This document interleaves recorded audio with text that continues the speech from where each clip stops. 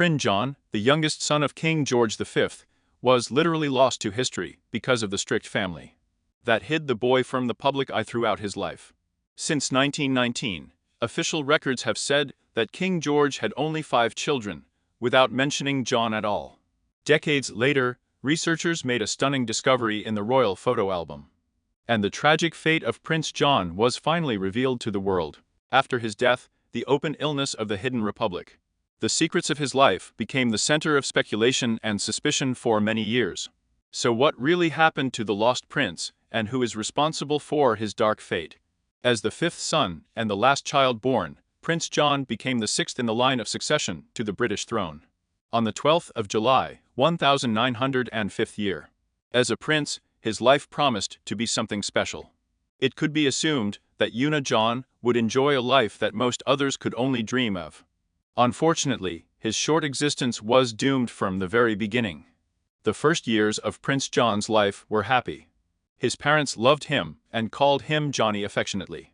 As the youngest of 6 children, he spent his childhood in the country at his family's home in Sandringham, playing with his older siblings. As is customary in royal families, the nanny was mainly engaged in the upbringing of Prince John. Charlotte Lullabill took care of him from the moment of his birth until his tragic death. There was a deep connection between them. It's easy to understand why this bond was so strong, because Prince John was a cheerful child. Once he changed into an Indian costume himself, made makeup with the help of his sister Mary's paints, and unexpectedly appeared at his parents' lavish dinner. He also liked to glue door handles and stick pins upside down on sofa cushions. Although every child goes through a prank phase, Prince John's behavior seemed to indicate something more. The family allowed him to be violent, despite the strict discipline of his father. Father George V once confessed to US President Teddy Roosevelt that all his children were obedient, except John, because he could not punish him. Then Prince John turned 4 years old. His slow development began to cause serious concerns among his family. It turned out that many of his unusual habits were most likely related to autism. Nowadays, many children with autism live a full and happy life, and so Prince John should have lived. Unfortunately, his illness led to serious complications that greatly affected his life. Prince John experienced his first attack of epilepsy when he was just 4 years old, and as he grew older, his epileptic seizures became more frequent. The royal family tried to hide information about John's condition as carefully as possible, fearing that someone might question the purity and blue blood. Some critics have claimed that Prince John disappeared from view because his family feared he might embarrass them. Apparently, there are no official portraits of John after 1913. They even erased his family photos, including the one that was taken at his parents' Silver Jubilee event in 1918. But in addition to the photos, he also disappeared in life. When the epilepsy stage worsened in 1916, John's family made a devastating decision. I sent him to live in a forest farm, a farmhouse on the Santry family estate, a few miles from his parents' house. As Prince John's health deteriorated, his nanny Lala became his primary caregiver. A life of estrangement from the rest of the family must have been difficult for him, so to some extent, it is reassuring that he had the support of at least one guardian whom he had known all his life. After the summer of 1916, he rarely left the estate with Indrijum and, as he claimed, became a satellite with his own small household, in which there were only his nannies and servants. After he arrived at the forest farm, Prince John's parents fired his teachers, and he no longer received an education. But why? Despite the fact that he could still clearly express his thoughts, a rather dubious excuse was provided. He allegedly stopped progressing in his studies, so it was natural to stop his studies completely. The prince suffered greatly from loneliness without friends and studies. And to distract himself, his grandmother, Queen Alexandra, invited her grandson to start gardening. Not many 11-year-old boys are interested in flowers, but John was interested. Surprisingly, gardening quickly became one of the favorite things of his life. From that day on, Prince John visited his grandmother every week, who lived alone in a large house on the estate, to take care of the flowers in the garden, which she had set aside especially for him. As a sign of special tenderness, he often dried his favorite flowers and enclosed their letters to his mother and father. Despite his love for his grandmother and the garden, young Johnny still missed his peers. Finally, Prince John's mother solved the problem of his constant loneliness with an unusual gesture. Probably motivated by guilt, Queen Mary violated royal protocol and agreed to find local children. with whom her son could make friends. So he became friends with Winfred Thomas. She quickly became his closest friend. It was a young girl whom he had known for many years, and who now happened to be also living in Sing. Near Finford, Prince John finally began to enjoy life on a forest farm. They went for walks and took care of Queen Alexander's garden together. Inseparable, like two peas in a pod. Surrounded by peers who understood and supported him, Prince John quickly returned to his prank. An unexpected twist in the generally accepted story of his life. Friends of Prince John categorically denied the gossip that he was an unhappy child who had never seen his parents. They called these rumors false, claiming that John was actually quite happy. His parents regularly visited him with Andri, contradicting the rumors that they had abandoned him. So, what was the reason for the rumors about the isolation of the young prince? This was largely due to the trivial issue of wartime privileges. Prince John periodically experienced times when he saw little of his parents, but this is in no way connected with their renunciation of him. When the First World War began in 1914, John was only 9 years old, and his parents had already ascended the throne as king and queen. They had to support the kingdom, so while they toured the country on official visits, John, who had health problems, remained safe at home in the village with his own. As for the reasons for his separate residence, sending a small child to live separately from the rest of the family may seem cruel. But in the case of Prince John, it seems to have been a great mercy. At that time, epilepsy was considered a mental illness, and those who received such a diagnosis were sent to epileptic camps and psychiatric institutions. Thus, Prince John received much better conditions than the alternatives and options, given his mischievous sense of humor and his ability to evade his father's strict punishments. It is not surprising that Prince John enjoyed privileges compared to his brothers and sisters. A detailed analysis of the royal archives indicates that he was a favorite of Queen Mary because he was the youngest child in the family, thanks to the personal affection of his parents and the fact that he had his own private house. In comparison with his brothers and sisters, the prince lived like a king.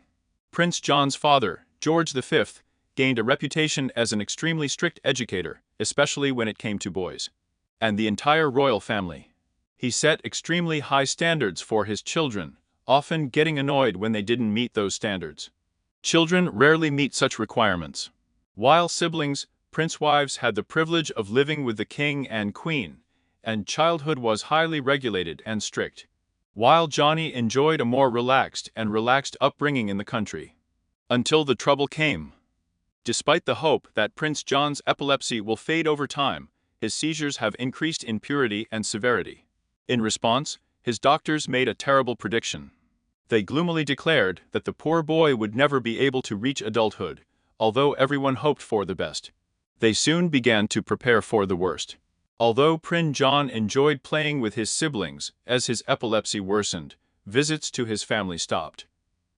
According to his nanny Lala, John's parents made the difficult decision to isolate him from his siblings because it hurt them to see him suffer. She wrote, "We were hesitant to let him be with his siblings because it upset them so much. The seizures are getting worse and more frequent. It's hard to say if there were any other visits, but Prince John managed to get his parents' blessing to visit the family on Christmas 1918, spending the whole day at the main house, before returning to the forest farm that evening. Few would have thought that this would be the last time they would see him. Johnny tragically died on January 18, 1919, in his sleep on a forest farm after a severe attack. He was only 13 years old. He left this world too soon, but at least his suffering was over. But for those left behind, the suffering was just beginning. Prince John has greatly influenced many lives in his short time, especially the life of his devoted nanny Lala. Her heart was broken by the loss of Johnny, to put it mildly, and throughout her life, she kept photos of Prince John over the fireplace, along with a note from him that read, "Nanny, I love you." Although the parents of the prince's wife bore deep sadness, responding to the sudden death of their youngest son, both of them regarded it as a blessing in disguise. His mother, Queen Mary, described the departure as a great shock, although for the restless soul of the poor boy, death was a great relief, while King George considered it the greatest mercy. However, one of Prince John's older brothers, on the contrary, did not show much regret. Prince Edward was 11 years older than Johnny and admitted that he had never been close to his younger brother. Therefore, his reaction to his brother's death was cold. He considered Johnny's departure rather an unpleasant inconvenience and even insensitively called him a burden, rather than a blessing in a letter. Unfortunately, these words carried on for a long time. Many critics have since pointed to Edward's frivolous and disrespectful remarks about John as proof of the family's cruelty. It didn't help that Prince John's family kept his illness a secret from the public. The royal family did a really good job of hiding Johnny's condition from the public. Maybe too good. Only 2 days after his death, the Daily World published the news of his departure. And only then did the whole world find out about his epilepsy. This protective silence ultimately did not bring the desired effect. In the end, the scandal was only fueled after the public found out the truth. Violating royal protocol, all the staff of the house within Dreg and his close family came to Prince Johnny's funeral, which once again confirms how much everyone loved the unfortunate young prince. Every resident of the estate gathered outside the gates to express their condolences, and they completely covered his graves with flowers. But then a curious fact happened. After the news of Prince John's death spread, the media never mentioned him publicly again. All subsequent press publications called the king and queen the parents of only 5 children instead of 6. Even more strange, all subsequent family trees depicted King George as the father of 5 children. It wasn't until 1998, after a stunning discovery, that there were images of Prince John in Brother Edward's old photo albums. His life has once again become part of the public domain. After that, a biographical drama called The Lost Prince was released on British television. The prince's seclusion was allegedly a manifestation of the inhumanity of the Windsor family, but it turned out that many reports of his infringement were greatly exaggerated. In fact, so few details about Prince John's life and struggles have reached the public that rumors and gossip have told a lot of facts over time. Fortunately, there is a lot of evidence indicating that, contrary to general opinion, there were many people, both among family and friends, who adored the little prince. If you liked this video, please like and subscribe to the channel.